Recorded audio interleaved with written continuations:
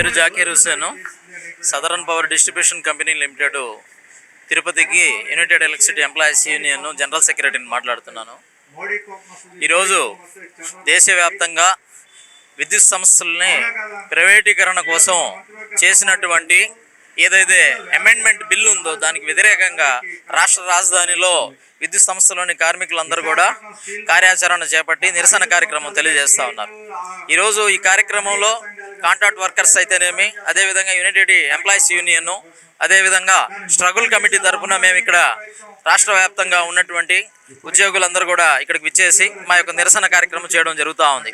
ముఖ్యంగా కాంట్రాక్ట్ వ్యవస్థలో పనిచేస్తున్నటువంటి కార్మికులందరినీ కూడా దశల వారీగా పర్మినెంట్ చేస్తామన్నటువంటి ఈ కూటమి ప్రభుత్వం ఏదైతే హామీ ఇచ్చిందో ఆ హామీని నెరవేర్చలేదు.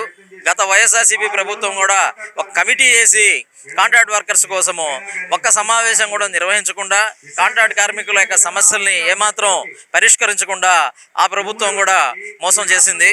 ఈ క్రమంలో ఈ రాష్ట్ర ప్రభుత్వానికి మరొకసారి యూనియన్ల తరఫున, స్ట్రగుల్ కమిటీ తరఫున విన్నవించేది ఏంటంటే, కాంట్రాక్ట్ కార్మికులందరినీ కూడా తక్షణమే పర్మినెంట్ చేయాలా.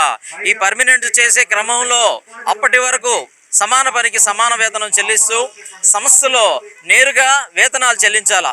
ఎవరైతే దళారీ వ్యవస్థ, మూడో పార్టీ ఉందో, కాంట్రాక్ట్ వ్యవస్థ ఉందో వాళ్ళందరినీ కూడా తీసేసి ప్రభుత్వం నేరుగా కంపెనీ ద్వారా వేతనాలు చెల్లించాలనేది ప్రధానమైనటువంటి డిమాండ్. అదేవిధంగా వాళ్ళకి కాంట్రాక్ట్ వర్కర్స్కి చెల్లించాల్సినటువంటి 2022 తాలూకు పిఆర్సీ అరియర్స్ని కూడా తక్షణమే చెల్లించాలా. అదేవిధంగా కాంట్రాక్ట్ వర్కర్స్ అందరికీ కూడా ప్రమాద బీమా, ఏదైతే ₹1 ప్రమాద బీమా కార్మికులు ఉన్నారో, ఇది చాలా ప్రమాదకరమైనటువంటి ఇండస్ట్రీ. ఎలక్ట్రికల్ డిపార్ట్మెంట్లో పనిచేసేటప్పుడు తరచూ ప్రమాదాలు జరుగుతూ ఉంటాయి. వాళ్ళందరినీ కూడా ప్రభుత్వం తరఫున ఎలక్ట్రికల్ డిపార్ట్మెంటే ప్రీమియం చెల్లించి ₹1 బీమా సదుపాయాన్ని కల్పించాలా అనేది ప్రధానమైనటువంటి డిమాండ్స్. ఈ డిమాండ్స్ పరిష్కారం కోసం మేము ఈరోజు విద్యుత్ ఉన్నతాధికారులు కూడా వినతి పత్రం ఇస్తూ ఉన్నాము.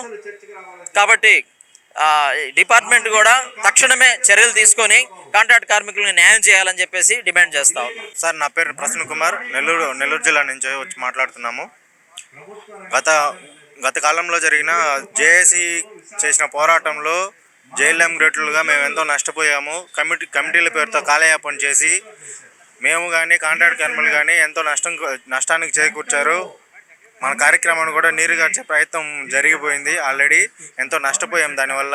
ఇప్పుడు మళ్ళీ మేము దాన్ని తిరిగి నిలబెట్టడానికి ప్రయత్నిస్తున్నాము. అందరూ స్ట్రగుల్ కమిటీ ద్వారా మేము దీన్ని తెలియజేస్తున్నాము. అందరి కార్మికులందరికీ తెలియజేస్తున్నాము. అదేవిధంగా కాంట్రాక్ట్ కార్మికులకు కూడా ఎంతగానో నష్టం జరిగింది. గతంలో కూడా ఇదే విధంగా చేయడం నష్టం కలిగించారు. ఇప్పుడు కూడా అదే పద్ధతిలోనే ప్రభుత్వం కానీ యాజమాన్యం కానీ అదే పద్ధతిలోనే నష్టం కలిగించే ప్రయత్నం చేస్తుంది కార్మికులందరికీ. దీన్ని మాకు ఇప్పుడు జేఎల్ఎం గ్రేడ్లందరినీ ఏపీఎస్సీబీ రూల్స్